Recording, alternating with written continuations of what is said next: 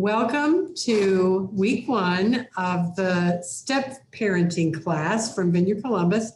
And normally I would say for premarital, but we are thinking about opening this up newly married as well.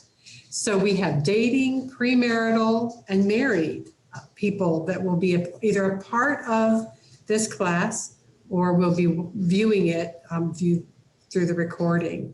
So we're a small enough class tonight that I'm hoping, I'm going to go around and have us just introduce ourselves, but we just really want to have this be a time where you can both learn and share ideas. And what I like to say right now is that this is 2 hours worth of material that we've squeezed into an hour and a half. So if it feels like we're going a little quickly sometimes, just I want you to feel free to throw questions or even thoughts that you have into the chat, and I'll be kind of, looking at those and see if we can have time to talk about them. That's really what we want to do. So this week I have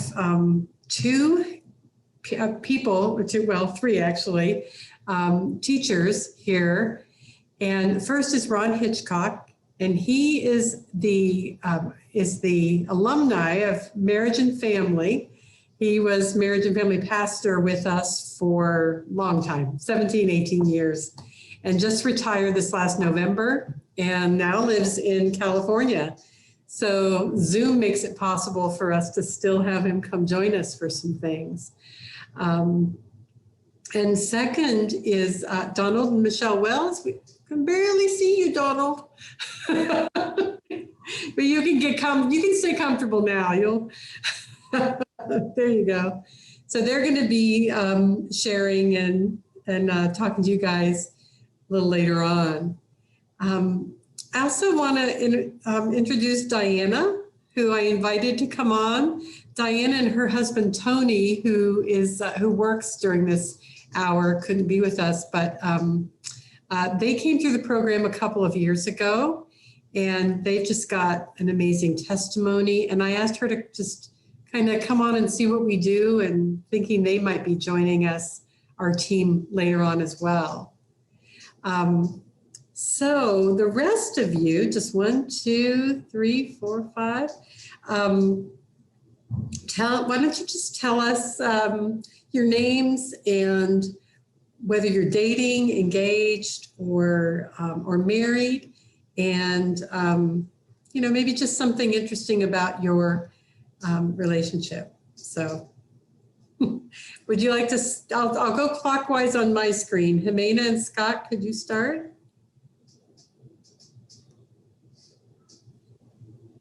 Yeah, I'm Jimena. I'm Scott. And we're dating and we love bikes. And you what? We love bikes. Oh, you're biking. Okay. Very good. Very good. Okay. And real quick, I think another good question would be, what age children are a part of your relationship?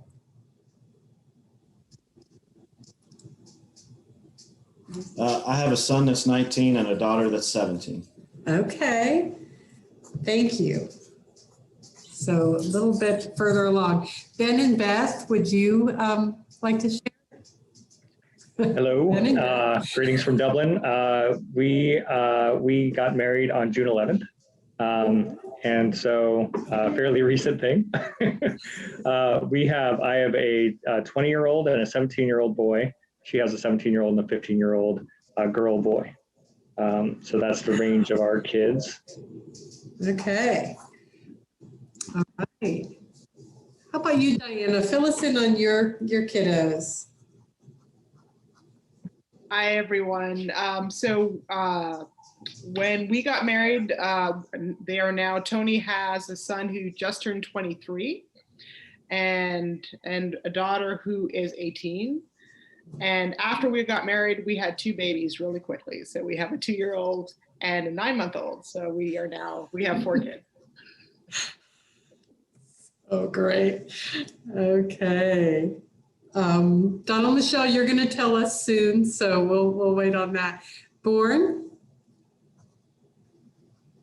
So I'm born Jewel Griffin, and my blended family dynamic is I have 6 children. So their ages are 19, 18, 17, 14, 11, and 7. And my 2 bonus babies, they are the ones who are 18 and 17. I always say bonus because I think step sounds evil, but that's just my personal opinion. And I'm a student of progress, so I'm here just to find out, if there's any more that I can do to add value to my family, and to be a better spouse. So I'm here.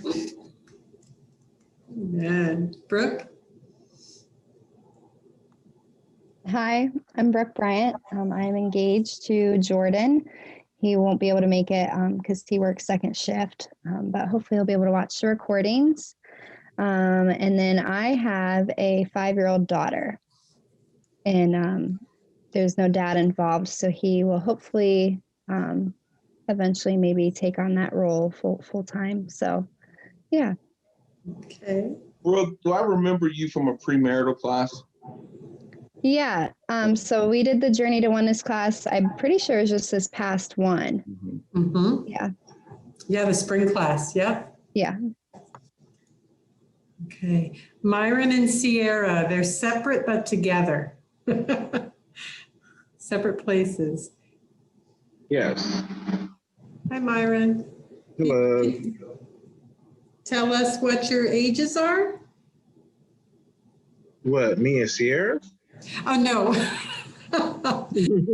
The ages of the children. That are you dating, engaged, or married? And what are the ages of the children you'll be parenting? We are engaged. I don't have no children. She has 2 daughters. One is 12 and the other one is 7.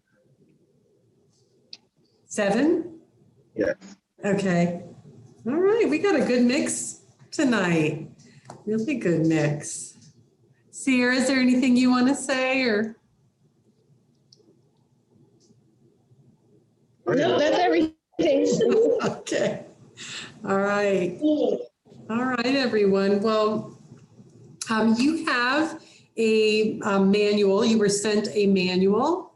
Pardon me? Oh, I thought someone said something. So there's a manual that you can follow along with. And I think Ron is going to be using a PowerPoint, but, and so that'll probably take up most of your screen. But again, use the chat if you would like to ask a question or have any comments. So what I wanted to do tonight, what Kelly asked me to do, is share on the grief loss cycle. And, it's got a terrible name, but it's really just about, how to engage in our humanity. And the thing is that God gave us emotions because he has emotions. Yes, God has emotions. The Bible's full of God having emotions. Jesus had emotions. And so we as humans have emotions. And so they're not something that we should hide or try to bury, but we want to deal with them biblically. We want to see how the Holy Spirit helps us to take our human emotions and raise them into this glorious thing that God's created in us as emotional beings. And for too long, people felt like they had to hide their emotions because they felt unspiritual or immature. But that's not the case at all. So when we talk about emotions, this is about being human. And that's why God sent Jesus, because our humanity in its broken state needed a savior, needed a deliverer. But remember, nothing is intended to be viewed as negative tonight. It's all about loving ourselves the way God made us and helping us to learn to be more, to live out more of Christ's character in our life. And so some of you probably had lots of training or background with the loss grief cycle. And so it's anger, it's denial, anger, bargaining, and depression. How many of you had some pretty good training or understanding of the loss grief cycle? Just raise your hand for me. Okay, about half of you. And so, but I want you to know, we're going to review it quickly, but we're going to talk about it very relationally. So this is an opportunity for you to talk about it, because as Bourne said, our desire is to be a better gift to our spouse, next week, and then the week after. We can become a better gift as we learn to reflect more of Christ's character, his grace, his love, and his mercy in our life. And so it's this progression of becoming this gift that just keeps giving more and more of Christ to your husband, wife, fiance, or dating partner. And if that's your goal to do that, you're going to have an amazing relationship, because the Lord says that his mercies are new every morning. It's because we need him, and great is his faithfulness. So if you're in need of mercy, just know that God is for you. And that's why he sent Jesus, because we need it. So as we talk about this loss grief cycle, it's about recognizing our humanity, how to bring Jesus into it. So the first thing is all about, what creates the crisis. So it could be a trauma, it could be a tragedy, but it also is something that often is beyond our control. I've created a few crises for myself. Anybody create their own crisis that they were responsible for? No one else is responsible. Well, you can avoid it by not making that choice again. And hopefully we've learned that quickly, not to do that again. But what really we begin to struggle is when we can't control what happened to us. We were innocent in many ways. It just happened to us. That's what I'm really talking about tonight. Something that we didn't create, but was done to us.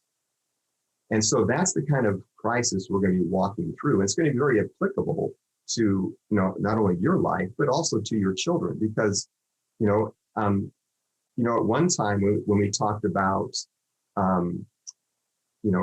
a family, there was divorced parents and there were single parents. But now there are many parents who never got married. And then they separated from that person. And so divorce is never part of the equation in people's lives. And that's so common. So I want you to know that we're not trying to identify those who have divorced or those who were never married. It works the same. Things happen in our childhood that we didn't have control of. Things happen in our children's childhood they don't have control of. So how do we recognize the losses that come from either that crisis being revisited or happening again? So, my personal story is that my parents took advantage of the no-fault divorce in California. And so my parents, jumped in there. And so in California in 1969, I think, they came up with no-fault divorce. And so that kind of began the journey for me. And so I had my biological parents were divorced, and I had two stepdads following that. And so as a child of divorce, there's things that happened to me that I couldn't control. But there's no negativity toward my parents, because I love them. My parents are my parents. And my mom has lived with our family for over 30 years. So there is no going back to revisit what they did. It's learning to deal with it biblically. And that's what I want to encourage you as a parent. If you had been divorced or never married, but you have a child, it's not about how do we fix what happened. It's how do we help our children bring Jesus into the center of those losses that just are normal and natural. And we all know that parents who stay together, it's not always a piece of cake, right? It's not, there's no perfect family. So remember, there's no stigma or stereotypes that we're trying to create here. So that's out the table. And so the thing is that when something happens to us that we can't control, we often will begin the loss grief cycle. And the first stage is that aspect of denial. And denial is that attempt to deal with what happened that we can't control. And it's like acting as if it didn't happen. And so, in my generation, they just said, toughen up, buttercup. They just said, get over it, rub some dirt on it. You're going to be fine. And so we were trained to deny our feelings. Anybody else had a family of origin that denied their feelings? A few of you, okay. And so, but denial is an attempt to manage what's going on in the inside that happened on the outside. It's just trying to manage it. And that's what really can create frustration, because you may be talking to your fiance, dating partner, or spouse and say, don't you feel anything about this? But they've been so trained to deny it that to acknowledge it, they think that's a weakness or that's a problem. And so, especially in our children, if something's happening in our children's lives and we say, well, how are you doing? I'm fine, no problem. I'm good. And all of a sudden, we want to make sure that we understand that that's their attempt to manage what's going on in the inside. And if we don't help them to invite Jesus into that, then they'll keep that pattern of just holding it down. But often that trauma or that crisis becomes bigger and bigger, especially as they mature, because we know that in children's lives, they ask themselves this question repeatedly at different stages of maturity. And that is, who am I? And why am I here? And who loves me? Those three questions will be revisited throughout the different stages of maturity. Just when you think your child has made really good adjustments, they get through it to this place of, between 12 and 14, and they ask the question again. And all of a sudden, that trial, that trauma is revisited, and they struggle. And as a parent, you could say, well, why are you struggling? You were doing so well. You know what happened. But it's that human condition of revisiting, who am I? Why am I here? And who loves me? And so they're going to go through that numerous times. And statistically, they say that women visited the last time right about age 26 years old, a very crucial time. And it's not that guys don't ask that question. Maybe they just quit asking the question. I don't know, by the time they're 25. But remember, things could be going along so well in your family, and your children all of a sudden revisit those three questions that's triggered from that crisis in their past, or that trauma. So often the second stage escalates into anger. And anger is that place that's a normal and natural emotion. There's nothing wrong with anger. Where anger begins to become unhealthy is when it's pointed at someone or something. And so when someone points their anger at someone or something, that thing becomes less valuable. And so it's not uncommon for a child to point their anger either at their mother or their father when they separate, when they divorce, or whatever it might happen. And all of a sudden, as soon as that happens, they point their anger at the parent that is often the closest to them. And they express their anger to that person. It's very frustrating, even to the parent who didn't want the separation or divorce, but they're unwilling to say why they did it because they don't want to destroy the father or mother image. And so they try to protect the child from all that negativity, but the child begins to point their anger at that particular parent. Has anybody experienced that? Kind of let me know a little bit, okay? And it's very confusing. Why would you be angry with me? But remember, it's their process of trying to deal with something they can't control, but it's happening from the inside. It's their inner reaction to something they can't control on the outside. And it's really important that you recognize that it's not about you, it's about how they are walking through the stages of grief and loss. And then if things don't get resolved, often, they can go into the next stage, which is the bargaining stage. And children are amazing bargainers if you haven't figured that out. They will bargain with you to try to get what they want. And that's a response, again, to what they've lost through the crisis or through the trauma. And so they're always trying to bargain their way, but they bargain unfairly. Anybody figure that out? And all of a sudden they give you all these things that would, why they want to do what they want to do if you would let them, but it's always benefiting them. But it's again, their response to what they can't control on the outside. And so bargaining is a very natural and normal response to that loss from the trauma, from the crisis that they couldn't control. And then the last one is depression. And depression, not everybody goes through depression, but something that you want to be very cautious about, because depression is different than sadness, where sadness comes and goes. You can get sad about something, but all of a sudden something good can happen and you're okay. But depression, when it sets into a child's life or even to an adult's life, they begin to think this way: life will never be good again. They doubt whether anything will be good again. And so you've got to watch that one, not only for your own life, but for your child's life. Because if they move in that area of depression, it can turn into a chemical imbalance and it become clinical. And it can create all kinds of habits that are really unhealthy, whether it's eating or self-medicating or even exercising. You just got to be really cautious, but it's when they feel that nothing will be good again.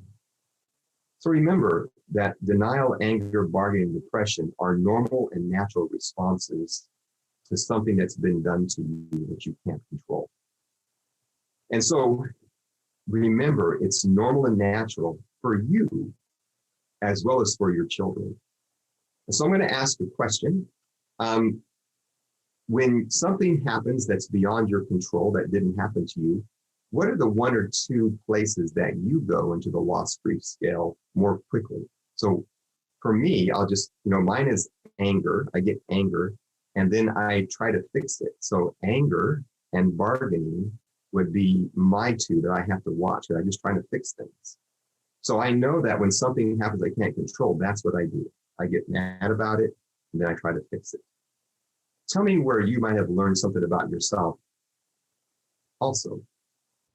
I go to, I'm very quick. I'm not very quick to go to, right? I don't know what you're going to say before I disagree. I'm not quick tempered, but I also go to anger because I believe that there's a fairness issue that doesn't take place when something goes against me that I didn't have control over. And then I go to bargaining, but I do it a little bit different maybe than how you were talking about it, Ron. I then go to, I can make myself better. I can work hard enough that this won't happen again. Mm-hmm. Yeah. And Donald, thank you for that, because remember, anger is not negative. It's just a normal emotion. So, it really helps us, because if we're not careful, when our children get angry, we'll think something's wrong with them that needs to be fixed, rather than talk it through, bringing Jesus into it. So these are so important that we never have to be ashamed of where we go when loss and grief is triggered in our life. It's about being human. Someone else, where are your two go-tos? I think denial. Yeah, starting with denial. This process is a process. I love processes. So I love this one because it works. It totally makes sense to me. But yeah, starting with denial. I can either sweep it under the rug, everything's all right, it's really not that bad, just that's where it starts. And then eventually I get so frustrated that I get to anger. And one of the things I learned about anger in my sort of post-divorce processing was that it's energy for change. Ultimately, that anger provides that, this is not okay, and I'm really frustrated. And without that, for me, being a fairly passive introvert person, if I didn't get to anger, then it wouldn't be change. Yeah, because no one would know about it. It'd just be so stuffed down. Yeah. So just think about this, because these are normal and natural. When our spouse says, "Are you angry?" Usually the first thing you want to do is deny it, because something's wrong, versus, "You know what, I am angry." And when we can get that real with ourselves, and for those of you who are moving toward marriage, if it's in your heart to do that, This is what you want to go into your marriage with, an ability to have emotional honesty. I'm in denial about this. Would you give me some space and time? I'm angry about this. I just need to process. I need to whatever. See, this is going to really serve you so well, but it's going to serve your children so well because you want to teach them to break these patterns of not being able to communicate where they're at. Someone else, where's your two go-tos?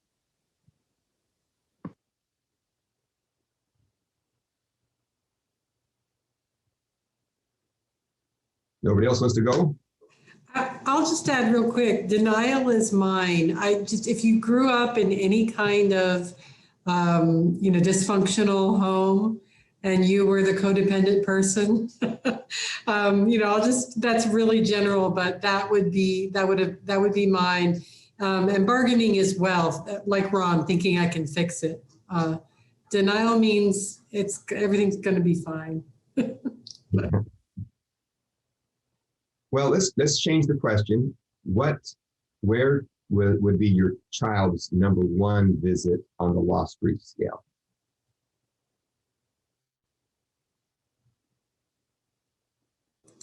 There's lots of kids here, so I don't know if we have time to go through all of it. Actually, as a matter of fact, Ron, there's a place in your manual for this to be like a homework exercise. Yes. Where you both talk about it and you both think about it and then come together and talk about it. So, but if somebody wants to share now, that's great too. So we'll have to figure out your DISC profiles, and this will all make sense once I know your DISC profile. But the idea is that this lost grief scale can be transformational for your life and for your children. And what I want you to think about is the natural and normal process. You don't visit all four of them. Usually you have top two. Your children will have top two. But if you give yourself an opportunity to struggle with something that you can't control through the lost grief, then you'll be much more open to your child's struggle with theirs. And what you want to do as your children get older, and some of you have teenagers, is that you want to remind them that you struggle often with the same thing they struggle with. Because if they don't think you struggle, then they think they're weird.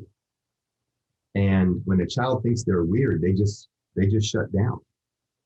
So on the other side of the scale is what we want to move toward now. And that is the acceptance. And this is often the most misunderstood place in the lost grief cycle. You're not so much accepting what happened to you, because remember, you didn't do it, you couldn't control it.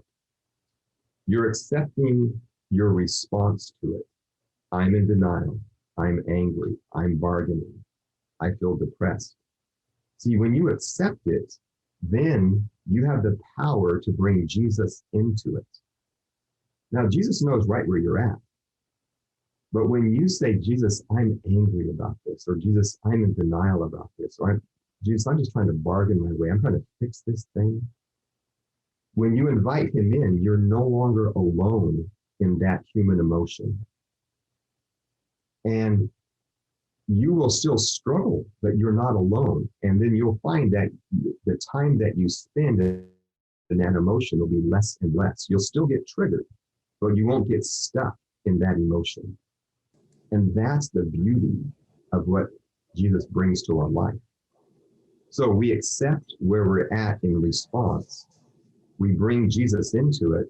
And that's what we want to teach our children to do, is bring Jesus into what they're feeling, what they're experiencing. And when that happens, you're putting them on a pathway of healing for the rest of their lives. That they don't have to hide this from Jesus. And they don't have to hide it from you. And you don't have to hide it from each other, your spouse, your partner, or fiancé. That's the beauty of what we learn through this. And the last thing is reconciliation. Now, reconciliation is believing that the best is yet to come. That's the beauty of it. The best is yet to come. It doesn't mean that negative things didn't happen to you, because you've been shaped by them. I've been shaped by all the things that happened in my family life. but I have been transformed because of Jesus. And reconciliation means the best is yet ahead. So if the best is yet ahead for you, doesn't mean it's not hard, that it's not difficult. And the best is yet ahead for your children. And that's what you want to have them believe about their life, that the best is yet ahead. Because all they can feel is what they feel. And all they can know is as far as they can, that they've been in this life, even though you have been much further down the road. And you'll say, this is not going to be as much as important to you now in 10 years as it is now.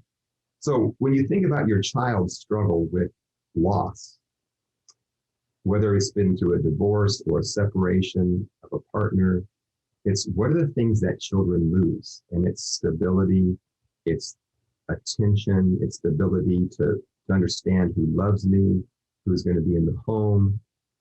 But even in a child who gets asked to go on a birthday party when they haven't done their chores. You ever have that one happen? Your child wants to do something, but yet they haven't. Ron, Yes. sorry, 10-minute warning there. Here, sorry. But Make sure you knew. yes. Okay, 10-minute warning. And so, Kelly, you're good. Sorry. So I'm laughing because we did this for 18 years. Yeah, I used to stand in the back and do this. Still going on. That should just turn me off. We lost Ron. We don't know what happened to him. But anyway, a child sometimes will get so angry because they can't do what they want to do because they did something wrong. And they act as if the end of the world is happening. But you know the end of the world's not happening. But what you need to do is try to join them in what their loss is. The loss is you can't go to the party. But that's not really the loss. The loss is they're going to miss the shared experience with their friends that are going to be talking about it for weeks, and they'll always be on the outside. And they're looking at this thing, man, this is going to be something for weeks they're going to talk about, and I'll always be on the outside. Now, that's much easier to say, I know that this is going to be hard for you, but the reason why you're not going is because of this. But now I understand why you're responding the way you are, because I wouldn't want to be on the outside of my friends' conversations for weeks. So again, this is a great way for you to think through how that's going to work.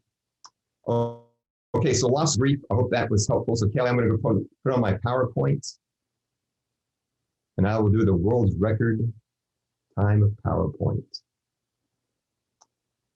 I'm trying to share something. Well, I think I gave you, I got it. I was going to say too, I think what I might do is send out this PowerPoint after the fact, just so you guys, if it goes too quick and we can't ask questions, you can look at it then. So. Okay, and Kelly, just to tell you why I was so unprepared for time, because when you sent me the agenda, the one that it was on was all me. I didn't see the 2021 agenda. Oh, I'm sorry. So I just saw the agenda that came up. I didn't look at 2021. I just thought it just had me. Okay. I said, it's just me? When I saw Donald Michelle, I'm going, I wonder what they're going to teach. So I'm going to go fast. Sorry. So sorry. There are so many reasons why a child becomes anxious. Remember, the loss, grief, and the anxious stuff is really, it's conflict between biological parents, conflict between siblings, conflict with peers, conflict with teachers, feeling disconnected from the biological parent when not with him or her. Remember this, spiritual warfare. People stopped talking about spiritual warfare when it got weird about territorial spirits and all that stuff. So we just stopped talking about it. But this is the spiritual warfare I want you to think about. When the enemy of our soul, Satan, is constantly in the ear of our children, getting them to question, are they loved? Are they valued? Are they accepted? See, that's spiritual warfare. See, the greatest sin is questioning, is God good? And what Satan's trying to do is getting children to question, are they good? Are they good enough? And so sometimes our children are under this warfare where the enemy is attacking them. Who loves you? Who's committed to you? And that's what I want you to think about. So you got to pray over your children. Pray that God would intervene and protect them from the warfare. Am I loved? Am I okay? Being bullied on social media, and then parents getting married. That's another aspect of what becomes anxious. So in the perfect world, if there would be the parent, the fiance, and they would have this freedom just to interact with each other. But you guys are choosing to do something. You're going to create a family. And you're going to create a family that has two different histories. And to do that, you're doing a courageous thing. You're bringing two different histories together. And we applaud you for that because we believe that God can restore some of the things that was lost at the separation of their parents, whether they were married or not married. But God will use your relationship to help restore what's been taken away. So remember that in the first class, when we talked about how to stay relational or get cut off, when the crisis is happening and denial, anger, bargaining, or repression is being a part of the relationship, what you have to do is focus on the relationship. Now, when we cut off from each other, is because we focus on what the connection that we've lost. We no longer feel respected. We no longer feel valued. We no longer feel appreciated. See, if you focus on the connectedness, then you'll react to that. But what you want to do is focus on the relationship. We're in this together. No one's going anywhere. We're in this for the long term. So being relational is focusing on the relationship, not on what's the loss of connectedness due to whatever it is. And so your goal, just like in your relationship, is to be a non-anxious presence when a child, parent relationship gets anxious. Again, that principle that you learned in the Journey to Oneness class is so important. So what I'm going to do is just create a quick scenario where in this, the biological parent, the fiance or dating partner, and the child. And what happens is there's going to be this issue of discipline that the parent and the fiance or dating partner can't agree on the discipline that needs to happen in the home. And when they can't agree, often they don't agree because their family of origin is connected differently. And then they bring those two family of origins, the way they connected, and they're trying to make them into one home. And there's a lot of conflict in that. So I want you to be aware of that. That happens in every home, but especially in those who are doing a remarriage and bringing two histories together. And so what you have to do is get untriangled. So the biological parents, as Don and Michelle are going to talk about in Team Up, have a unique relationship. And the fiance, the future spouse, has a unique relationship. And as they explain that to you, it's going to be really helpful. But what you want to do is get untriangled as the fiance, the non-biological parent, so that you can support the parent. But if you try to do what the parent needs to do for the child, it will create more and more struggle. And that's what we've seen over the years. So here's what it looks like in the overall picture, is that this new family through marriage, the biological parent, the fiance, and the children. But you must remember that the biological parent, their family of origin, they either connected through closeness or separateness. They either were very close when conflict came, or they had distance when conflict came. And the fiance, their family of origin, they either came close in conflict or they became separate in conflict. And if you don't understand what's happening, then you'll keep clashing. This connectedness, need for connectedness, will keep clashing over and over again in your home. And then look at the child or the children. Their families of origin has not only a biological parent and this new family, but they have the other parent, they have school, they have activities, and all of that can reflect upon the new family. And so this is why it's so important to recognize that the family systems model makes sure that you never look at the child as the problem, but you say, how can we be a non-anxious presence? How can we figure out what the losses are in that child's life? Because if we don't identify with the loss, then all we have left to do is discipline the behavior.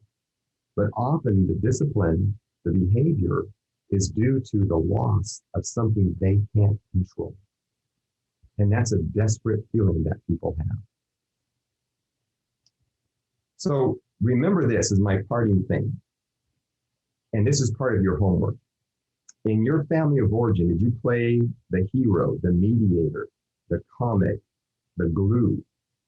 Well, if you go into this new relationship trying to fulfill that role in the spouse's life or the child's life, often you'll fail at it because all they need you to be is the advocate for them.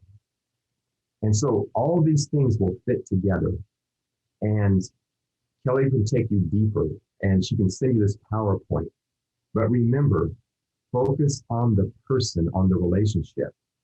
Identify the losses due to something that can't be controlled, and you'll have a great pathway forward.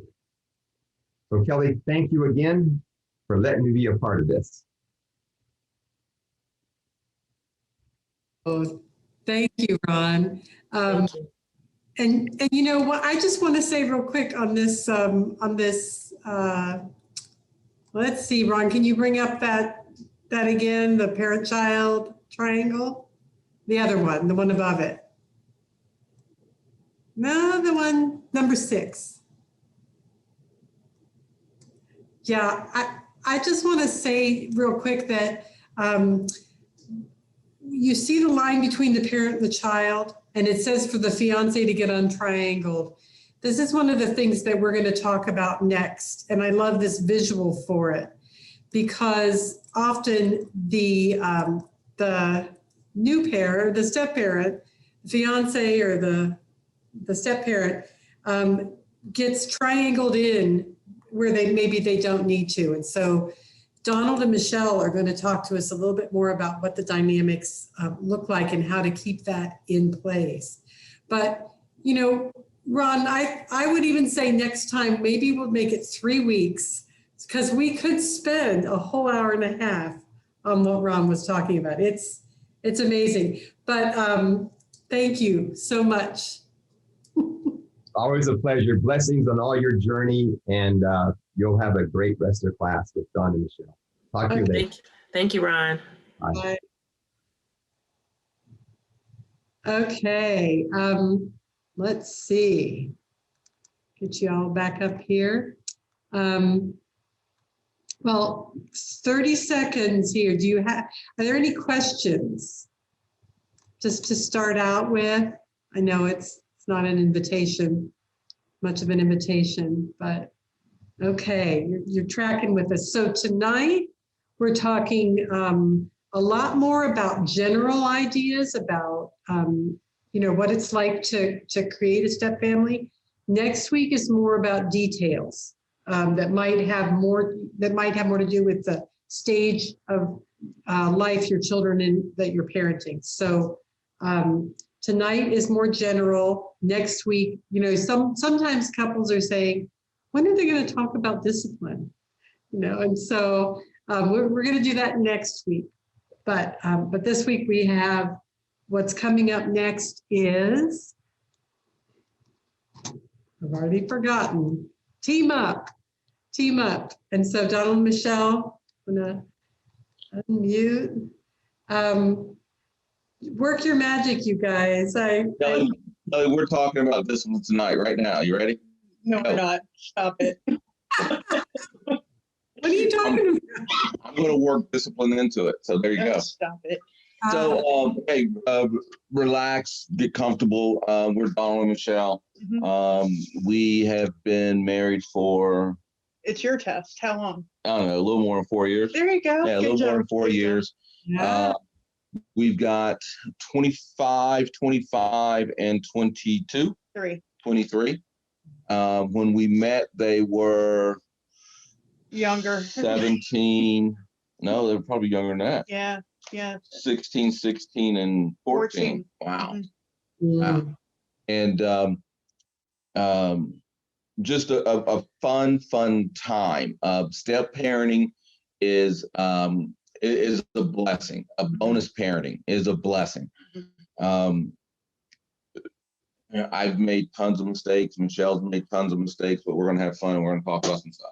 Mhm. Anything else you want to say? Oh, and please, at any point in time, unmute and ask a question. Mhm. Unmute and jump in. We do our best work when people interrupt us and ask questions. So we are all about you guys just asking whatever's on your mind. Because if you make us talk, you're going to see that I'm going to open this up and we're going to stand and we're going to walk around. Right? We got to get some energy here. Let's go. Let's go. So before we start, this whole section is called Team Up, and we Should we pray? You know what?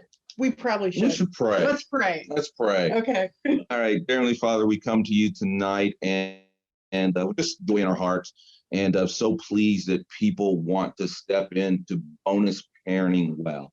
Lord, we just ask that the words that we say be from you.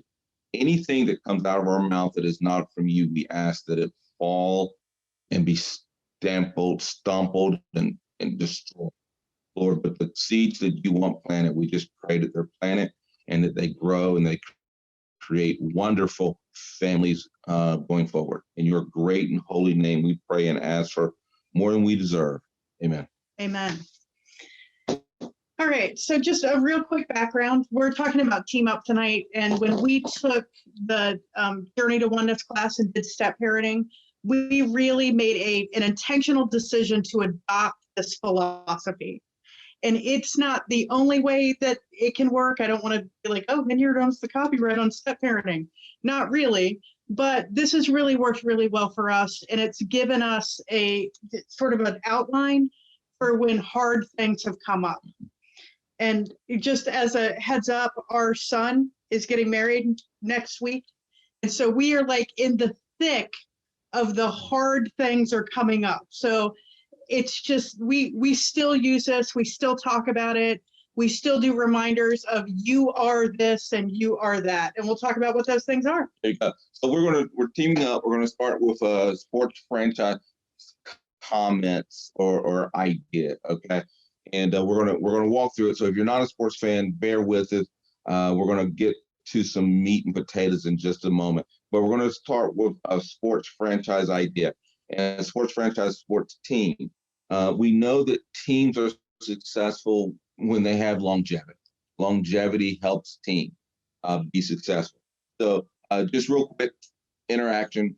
Toss out a team that you know that's successful. Come on, give me something here. Real quick. Let's go. The Lakers. I don't even watch sports, but I think I know that. Lakers. You know how many families have owned the Lakers? One family. One family has owned the Lakers from the very beginning.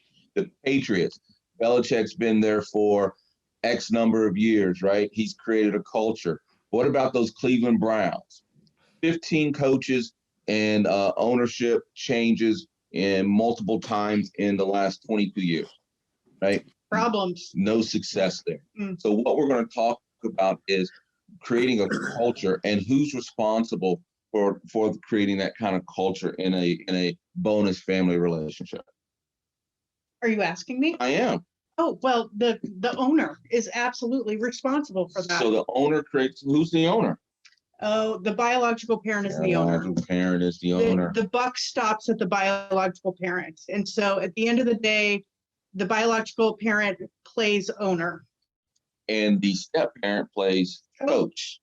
And so if you can think about it in these different ways, it kind of helps you, especially when you deal with discipline.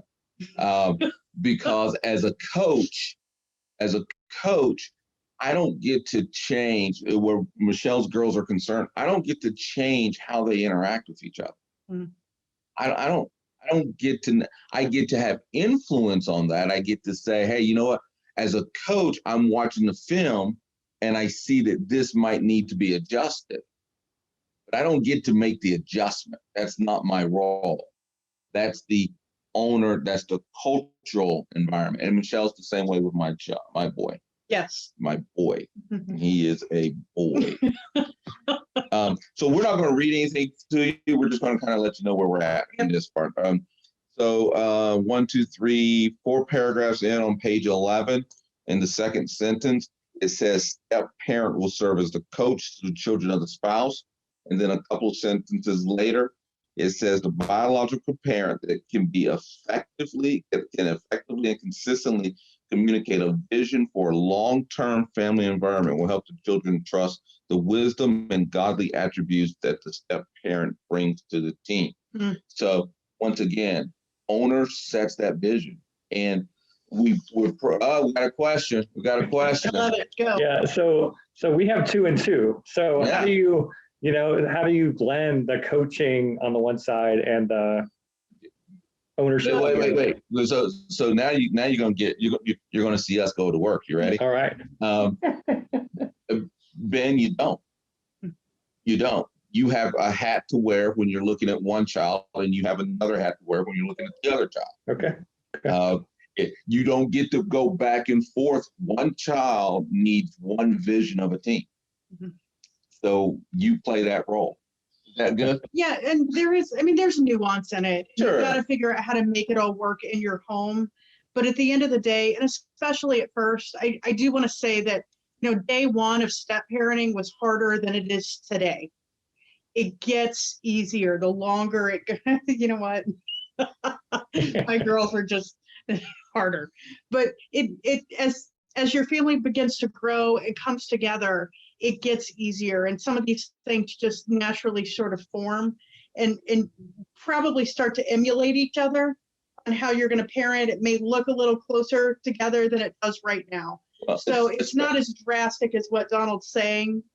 Especially when you have children that are in the house, right? Because ideally what you have is you have 2 people, going back to the family system idea, coming together to create one culture. Mm-hmm. Right. And then at that point, as the culture becomes closer and closer together, then it starts to blend. But while you have those different cultures, which you do have, believe it or not, Michelle's daughters get away with things that my son still says, Dad, I cannot believe. And my son gets things that Michelle's daughter says, that's not fair. So we still have those type of dynamics. Mm-hmm. But that just the culture, and they're out of the house, and it's crazy that they're out of the house and we still deal with it. But Can I ask a question? Yeah. If you don't blend it, how do you make it fair? Like, how do you make sure that you aren't asking some kids to do a whole bunch of work while other kids are not doing any, and some kids are allowed to break every rule in the book and other kids are micromanaged? I mean, like, how do you make it so that the kids don't feel like Cinderella and like it's super unfair if you have... Great question. Kelly, do you have Ron's slide? Do I have what? Ron's slide. Yeah. Can you pull that up? Give me a second. I was going to say, Beth and Ben, you have the thing that takes a little bit more time to explain, but mm-hmm. I think we're going to be able to help. Well, did I close it? Darn.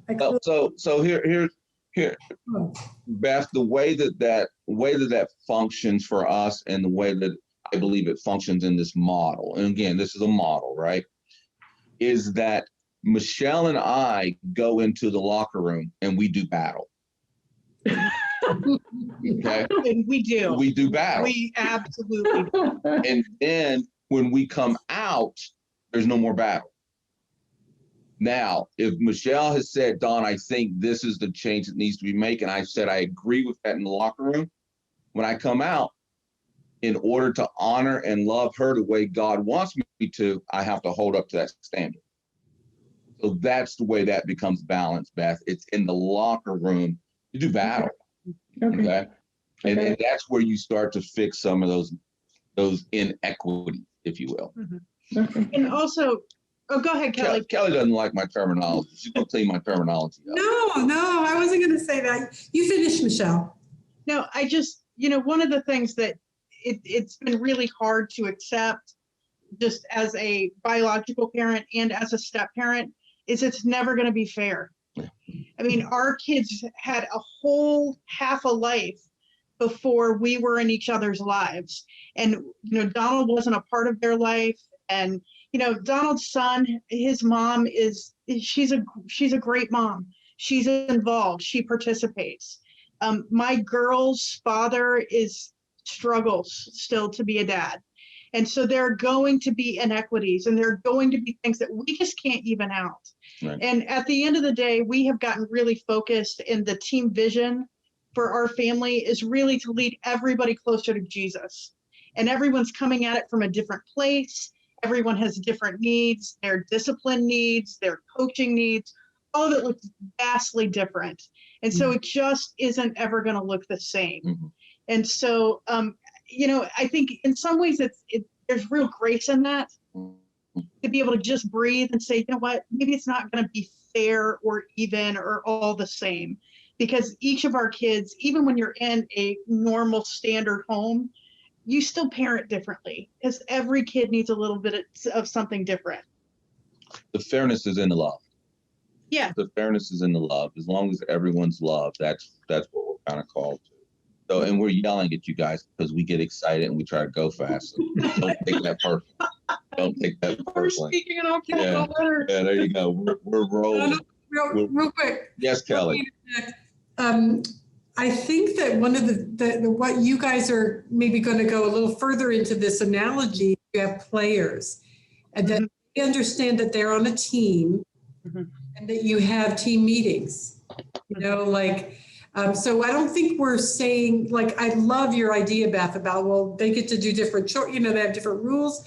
That's a little bit more specific than what we're talking about. But I do think that it's possible to say, if we're going to work as a family, these are the things we have to work out together. And we are all different. And this is, you just let them know. It's not going to, as Michelle just said, it's not going to be fair, but we're a family. And so take the team idea out even further and let them know they're on the same team. Mm-hmm. So let's talk about what coaches do. Yep.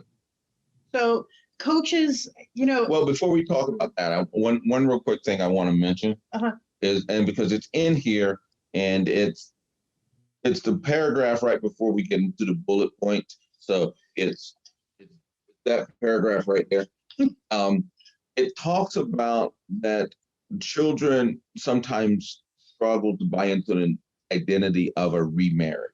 And just real quick on this is part of that grief cycle, because when Michelle and I got married, she changed. Right? So part of her personality changed. She no longer had to be the single mom that was fighting to win everything.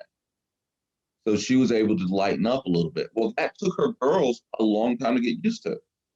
So even in that good change, there still is a grief cycle that the children will go through because their owner has changed a little bit. So to really identify and to make sure that you're connecting with that. It took us a long time to realize part of that was going on. But now, what does coach do, Michelle? Tell me what I'm supposed to be doing. Okay, so here's the plan. Here's what you need to do. All right. Okay. You are there to be a student of the game. You can't advise or coach until you know how the game's played. Right. So who do I advise and coach? Well, me. Well, sometimes. Who else? And the kids. That's right.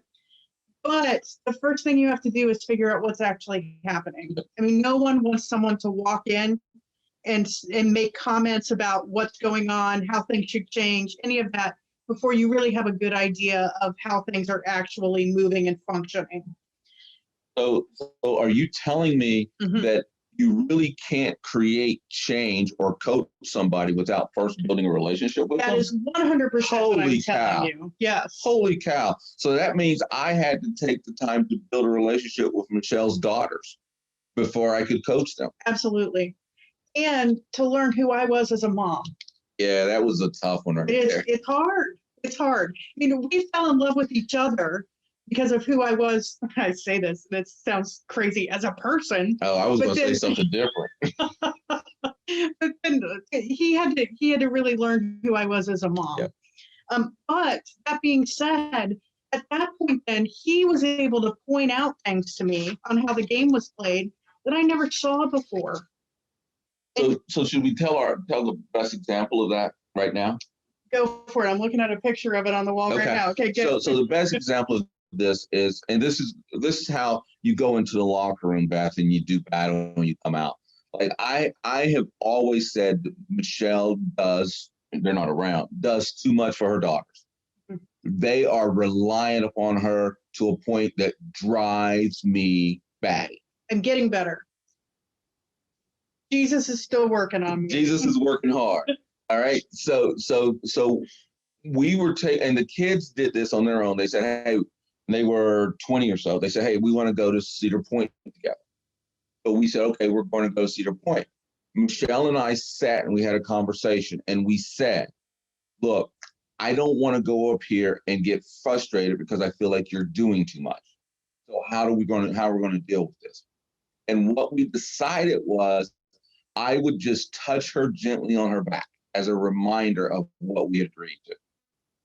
So her daughter, her youngest daughter, was at Cedar Point and was, I don't know, just having a day. And she's 17 at this point, having a day in a short sleeve shirt. And we're standing in line for a ride and she's not getting enough attention. So she decides to rip the sleeves out of her shirt as we're standing in line. And Michelle leans over and I just touch her back. And the daughter rips the sleeves out, never got any more attention. And that was the end of the incident. But it was those types of things where we had to think in advance so that we could have a game plan going in. And so for us, that works, having cues to be able to say, number one, maybe you're about to do something that we already agreed we wouldn't.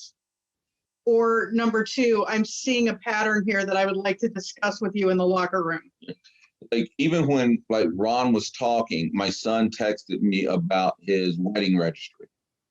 And Michelle leaned over and she said, hey, we've already decided that we're not getting them anything for the wedding, right? And I was like, yeah, that's right. That's right. That's what we decided, baby. We're paying for this. We're paying for that. We decided we're not. But it's just those little things. But instead of Michelle letting me go out and make something, do something that she knows is going to bother her, we address it on the front end. Yeah. So the step parent is the head coach, if you will. But there are other coaches. And thank God there are other coaches. Because our kids need as many people around them that love them and support them and can help them be better players as they can get. So we're talking about like grandparents, we're talking about family, uncles, good teachers, the Girl Scout leaders, all that kind of stuff that really allow them to be in your child's life and to be coachable with them as well. I just think that sometimes we try so hard to just do it all on our own, and we are just meant to be in community and just really letting those people in and allowing them to be a positive influence on your kids' lives, I think is really, really important. I agree. I'm done with all of that unless you have something. I have a question. Yes. So when you use the verbiage like, her daughters and you say, his son, Yep. Do you use that language when you're around the children, or is it a universal language like our children, like our daughters, our son kind of thing? So it's interesting because we never talk about it on his and hers anymore, but for the class, I feel like always do it that way. It's easier to be able to differentiate. But yeah, like I tell people all the time, my son is getting married next week. And we have and that, I'll be honest with you, that's an adjustment. And I think it's been a bigger adjustment for Donald because he had one child and now he has three and two of them are girls. And I call them the estrogen grenades because they just blow up randomly for no apparent reason. So it's just, but it is always our kids, the kids. You guys. Yes. So whenever we're addressing, and that's where, a relationship and love comes into play, right? So when there's a relationship and love, it's not yours or mine. But in our class, and Kelly will point this out to us, in our class, we always say his or hers. to try and make that distinction, because it's we do that in the class so that you can say, okay, what role are they coming at this from? Yeah. But never, ever, ever in person. And even with like my oldest daughter was here Monday, and we even say to her, we're like, you need to tell your brother that he needs to X, Y, and Z. So that's how we've chosen to do it. I'm not saying that needs to. I don't know that that's like a rule thing, but that's the team manager, the vision and the culture that I really believe in and that I wanted. So so when you kind of like were in the process of like, when you were seeing things that are frustrating to one another, like, when your son did something or when your daughters did something, did you feel that sense of, or have you ever had those arguments like where your daughters did this or your son did this? Like, did you talk like that? Like, or did you eliminate that? Okay. We had one incident where that was said, and it was a huge deal. I messed up. Just so everybody knows. If anybody's not, I messed up. But I do think, like, right from the get-go, we had a conversation that we didn't want that divisive language. And some of it, like I had said, our son, he's got a more stable mother and parent and father relationship with his biological parents. And my girls don't have that. And so we kind of decided from the get-go that there are voids that my girls may need filled that Donald's son maybe doesn't have a need for. And so we needed to just jump all in. Now, sometimes it's awkward at first. I'll be honest with you. There's a weirdness about it. And when people ask how old your kids are, we say all the time, 25, 25, and 23. And the first question they say is, oh, you have twins. No, we don't have twins. So there's adjustment to it. And I'm so grateful that we didn't have to be fully adjusted either in our marriage and our oneness, and certainly not in our step parenting on day one, or it would have probably not looked so pretty. Well, any other questions? What do you got, Beth? I saw your hand go up. Just real quick, really important things as coach and as an owner, to be able to look at the players who are these kids and be able to identify what their gifts are and what their talents are, and be really focused on that. Be able to see, hey, where do they get tripped up, or where do they struggle, and what's their go-to sin, and things like that. I just think it's really important to really get to know these kids, and we're going to talk a little bit about that because I think that's going to be homework. But and above all, longevity of coaches, because we talked about this, that's what makes successful teams, is truly about demonstrating sacrificial love. And it's one of those things that I feel like we're asking you to love your spouse sacrificially, and now we're saying, hey, you also need to love their kids sacrificially. And man, you're asking a lot, and the answer is yes, we are. And I just think that it's not as hard as it may sound when you start to do it. God is just so amazing, and will fill you up with enough to give away. But we are asking for sacrificial love. And it's not as hard if you will submit to the desire to be good at it. If you fight the desire to be good at it, it becomes hard, and it's a lot. What I will tell you, and I think I've probably experienced this more than Michelle has as a bonus parent, step parent, when you reach the other side and the good comes out of that relationship, there's no better feeling. There's no better feeling than for her girls to call me and ask me for advice. There's no better feeling than for her daughter to look at us and say, you know what, you guys have now set and changed my relationship goal. Right? That's when you get to the other side. And is it hard? Yeah, it's hard, but you got to want to be good at it. Just like anything else, right? Yeah. Name something that you want to be good at that you don't put forth effort in. Right? It doesn't happen. So real quick, just a couple of highlights here. so you want to love sacrificially. You also want to demonstrate good conflict resolution. And I can say this is a huge bonus thing for me because I was in a previous marriage where good conflict resolution was not a thing. So, that is one way that you can love those stepkids is by doing that. One thing that Michelle is talking about that's a note on one of the pages on page 15, it talks about teammates learn that encouragement is key by shaking off bad experiences in order to help. Encouragement, right? You want to make your children feel like there's good things going on. Speak positive. Mm-hmm. Encourage. Tell, like, my son very rarely heard, hey, Don, hey, Dad, or hey, Don, thank you for going out and winning for us today. He never really heard that. Now he gets to hear that when Michelle says it. Michelle's girls never really heard where she's like, I didn't do that well. And it's like, girl, that's good. No problem. It was always something that elevated it.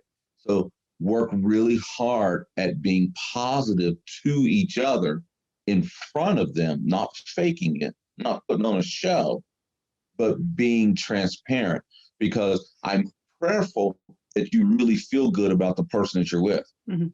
So if you really feel good about the person you're with, vocalize it and then go into the locker room and do the battles you have to do. Mm-hmm. Remember that it just takes time. That building this trust and these relationships with stepkids just takes time. And it's you being present and you loving their biological parent sacrificially. That's all you have to do while it's getting there. All right, Michelle, we're running out of time. I know. I want to jump to page 13. Can I jump to page 13? We got to do team planning. We got to do team planning. This becomes the biggest and most important key. So I'm going to tell you a story, and Michelle doesn't know I'm going to tell you the story. This story happened just last night. We were in Worthington at J. Lou, sitting at the bar, doing what you do when you sit at the bar, and we were having a conversation. The guy was sitting next to us, and when we left, we said, "Hey, thanks, you guys. I appreciate enjoying the night, whatever." He stopped us, and this dude was 80 some years old, and he said, "You guys always talk like that?"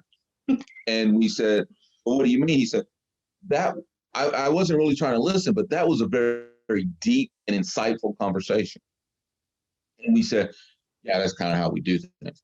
And that's our team planning time, because what we were talking about at that time was college education and how the different kids different children have taken different paths, and is one path better than the other, and how do we help the other ones that may not be along in the path. So we were talking finances, we were talking about how do we help, how do we encourage.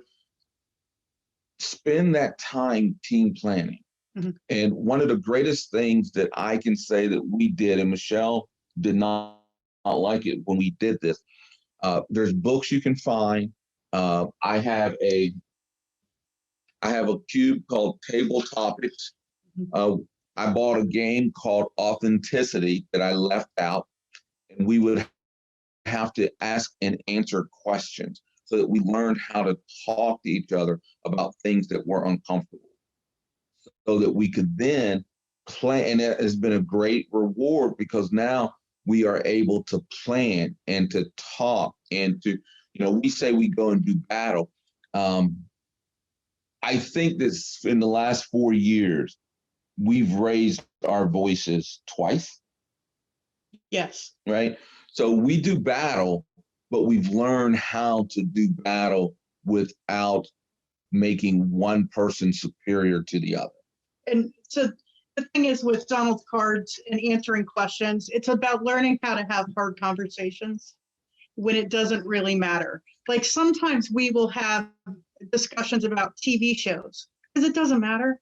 It doesn't matter if I like that character or I like that show, but it does give us each practice on being safe and having a conversation where we disagree. So let's talk about team planning. Let's talk about it. So a couple of things that all teams need to do: they need to be financially stable. because if they're not, then that always wrecks a good team. So in the relationship, responding to different expenses with a new family and a step family, you're going to have different expenses, new expenses, and trying to manage and mitigate how things have been done versus what's our plan now and how are we going to do things moving forward. And please do not shelter, I'll use the word shelter, shelter the other person from the current financial situation. Especially in terms of what you're spending on your children. Because that just, absolutely, spoiler alert, it won't go well. So there's that. Number 2, emotional stability. And I feel like for me, this is like a double-starred point that owners and coaches need to be in an environment that allow them to be successful. And emotional stability is such an important part of that. And finding an environment, what do you need to feel emotionally stable? And this is one of those things where you have to get really, you talk about in Journey to Oneness, figuring out your identity and remembering that you are a child of God, getting anchored in that. And then what helps me get recentered in that? So real quick, who's a supervisor at work of any sort? Anybody a supervisor at work? Does anyone supervise people at work? Nobody? Does anybody have a good supervisor? Okay, someone, Warren, you have to raise your hand. But one of the things that as a supervisor that I hope that you do when you get there, or you have a supervisor that does this, they will come to you and they will say, what is it that you need to produce? What is it that you need to be successful? And those are the same conversations that you have within your home, your new family of origin. Like I had to have Michelle's youngest hated it, but I took her to dinner one-on-one 3 times, and she hated each occurrence. But the entire point was, what do you need from me? What do you need from me? Now, just because you need it doesn't mean I'm going to get it, because we're going to have some give and take here. But we have to have those conversations in order to know how to emotionally support each other. And again, these are all really highbrow things, because sometimes we don't even know how to know what we need, or certainly sometimes not even to express it. But just knowing going forward that that's something, I just encourage you to really pray into that, because God never leaves us hanging when we ask for him to help us be better at connecting relationally with him and with others. So you guys are going to see me disagree with Michelle. I don't think it's highbrow. I really don't. Oh, really? I don't. Because, and I'll tell you why. When my son and his mom and I were still married, when my son was 10 years old, he was struggling. He was acting out. He wasn't on the path that he should be on. He should have been on.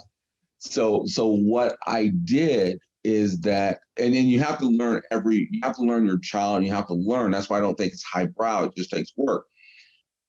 Twice a month on a Saturday, we would get in a car and we'd leave the house. He's a 10-year-old boy. I'm a dad, right? So you guys know how this goes.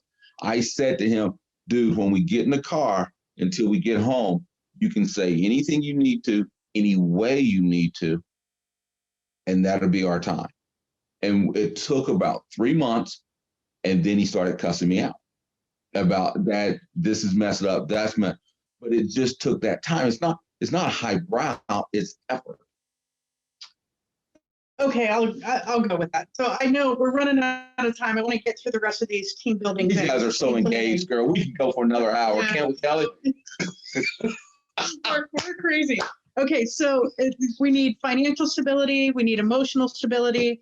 We need spiritual and ethical stability. At the end of the day, this is really what matters, is everybody being on course on who God is in your marriage, who God is in your relationship with your child and your stepchildren. Geographical stability. It's hard. Somebody's moving. I mean, somebody's doing something. And so just keeping in mind that can throw kids off. And then heritage. Everybody has different things that they're coming from, different traditions, things like that. Just keeping in mind that this is a great opportunity to get to pull some of that in and then create brand new memories, brand new, I'm missing the word. brand new great thing. So as we wrap this up, if you have your brochure and you have a parent plan personal application on page 21, okay, we will tell you that about 25% of people in this class do this application. And that number needs to be 80%. Because once you do this application, you then have the information in front of you to have the conversations, do the team planning. This is so the parent plan is filled out by the biological parent because you know that child well. And it's a great opportunity to really get to know a lot about who your child is and to really think about, what are their love languages and what do they struggle with and where are their areas of strength and where do they need to grow? And I loved doing it because it allowed me to really focus on one kid at a time. And it was really great to be able to then put that in front of Donald and say, okay, this is who Shannon is. This is who Becca is. And as a coach, now I know what they think it looks like. Mm-hmm. Michelle knows what I think my relationship with my son looks like. That's where the coach gets to observe. Mm-hmm. So without this tool, the planning suffers. Mm-hmm. So I just encourage you and encourage you and encourage you. I don't care whether you look at triangles. I don't care whether you liked anything we said or not. Please, please, please do the application. Mm-hmm. It will help you. I'm telling you. So we gave you a lot of information and we ran through it. And all right, Kelly. Whoa, you guys, that was amazing. Well, and as I told you guys, this is kind of a pilot. We've never done it in 1.5 hours before, but great job. You did a great job. I would love for there to be a little bit more casual conversation, and so I want next week to actually look like that. Hope you all will come with thoughts and come with just things to share. And Donald and Michelle will be with me again. Is that right? Post-wedding? Or right before wedding. Okay. Yeah, right before wedding. We appreciate you being here for that. I just want to say that this parent plan, there are a few pieces you're going to say, I don't know what that is. Like, for instance, there's a part of it that has the disc inventory. We do have that. We offer that to couples. We have the disc inventory for relationships. I'll tell you more about that later, but you can ask if you want to do that. So it's something you're sent and you get the results and you do what you want with it. But that's part of the parent plan. So we just kind of introduced it tonight. We're going to be going over it more next week. So don't feel like, don't make any decisions about what you want to do or don't want to do for this week. Come next week, go through some more with us. But I just want to say, I think life is hard. Okay. So maybe your life isn't hard, but life is just hard. And so every step family is different. Every couple who marries, every parent, that not everybody goes through this stuff, right? Like sometimes you just need to say, this is what we want to do. We want to love our children well. Mm-hmm. And that takes, that's just so much better than starting out saying my way or your way. Mm-hmm. There are going to be two different ways. And so say, if we both have the same goal, we can learn to love each other through this and not have to be right or wrong, not have to be so much right or wrong. So I'll just leave you with the thought that the best and most important thing you can do is to allow your children to see you love their parent well. When they see you loving them, then they are going to embrace you more completely than if they see you struggle. They're going to see you struggle, right? But you want to see them see you go through things and really come out on the other and express that love. So I think, and also this is, like Ron said, this is hope for children. Children, you get the opportunity to model the way, you know, that a better way, or the way that it's meant to be. And that's a wonderful thing for our children. So anyway, glad you guys are here tonight. And Ellie, I would love for Michelle and I not to have to cover any information next week. And all everybody wants to do is just talk. I would absolutely Yes, that'd love be that. fantastic. I would love that. you know that now, Donald. Do what? A locker room. Hey, we can have our own locker room. Let's go. Will we hear from Diana then next week, or can? I actually was going to, now that she sees what we're doing, I was thinking about asking for that too. So yes, we can, you guys have the manual, you've got all the great material. Next week can be a more interactive, and I would love to do that. Thanks, board. Yeah. So everybody, can you turn off your, can you turn your mics on and say goodnight, say goodbye? Thank you. Thank Hi, you guys thanks very so much. much. Guys. Have a good week. Good. Thank you. Bye. Bye.